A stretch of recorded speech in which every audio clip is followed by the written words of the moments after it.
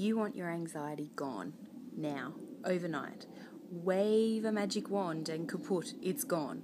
I get that. I understand that. I've been there. I know that that's how you feel, and I know that you'll do absolutely anything to get it out of your life. However, I have some mixed news for you today. I'll start with the bad. The first is the universal doesn't work like that. And with any long-lasting change, it's never in a straight line. You'll do 2 steps forward, 1 step back, 3 steps forward, 2 steps back. Some days you'll feel like you do 1 step forward, 4 steps back. And unfortunately, that's just the way that the universal works. Because we're all part of this universal energy, this thronging, vibrating, universal energy. That's not just you. It's everyone. It's your partner, it's your children, it's your wider community, it's your town, it's your city, it's your country, it's Earth. It's everyone combined in together. So there's not just your own energy to consider, there's the universal energy as well. So I guess the biggest thing to talk about with recovery, and the fact that in most cases it doesn't quite happen overnight, or if it does happen overnight, oftentimes it doesn't quite stick, because you will run into situations that will challenge your newfound ability to manage your anxiety. So people often look at these steps back as a setback. That's a very natural thing to do, because that's the way that we've been trained and conditioned our whole lives. It's pass and fail, it's success and failure, it's black and white, when in fact life is full of many, many different shades of grey.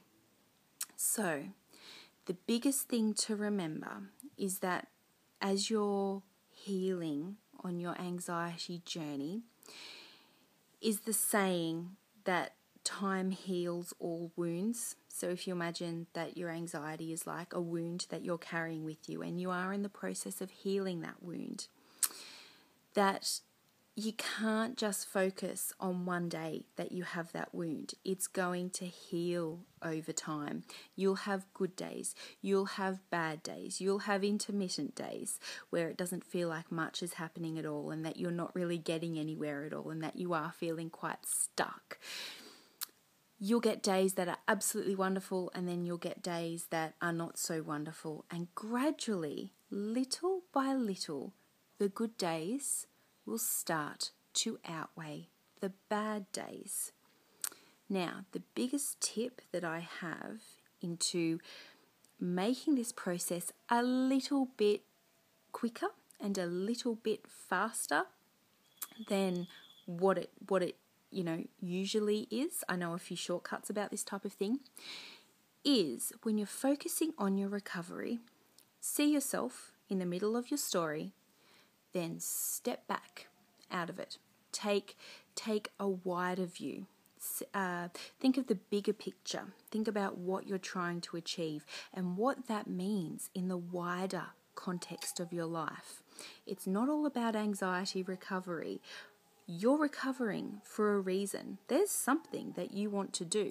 There's a purpose that you have. Even if you're not aware of what it is, that drive within yourself to want to recover, that thing that makes you wake up in the morning and keep on going despite the fact that your anxiety is crippling you and paralyzing you, it's because you know on the other side of that, something amazing awaits you.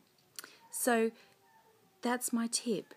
When you're feeling a little bit dejected and you've had an anxiety setback, really take a wider view. See where you are in the wider scheme of things. Acknowledge how far you actually have come.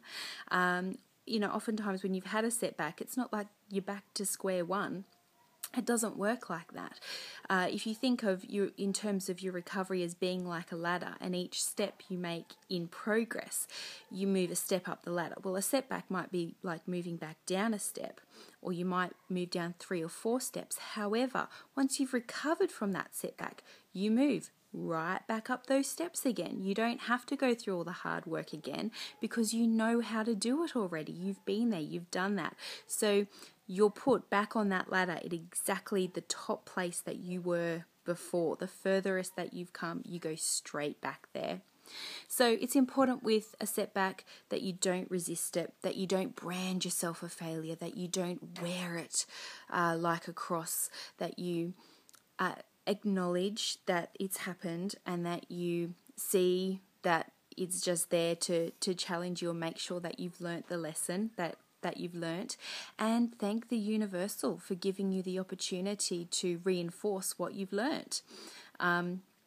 It really is a good way to ensure that your recovery is long lasting, and these setbacks are actually a pretty good example of how well you actually are doing when you can meet a challenge in the face, and although you might have a setback, you know that you're going to get back on that ladder exactly where you were. That's a really awesome step forward. So that's great news to know, and I really hope that you take that on board. Have a great day.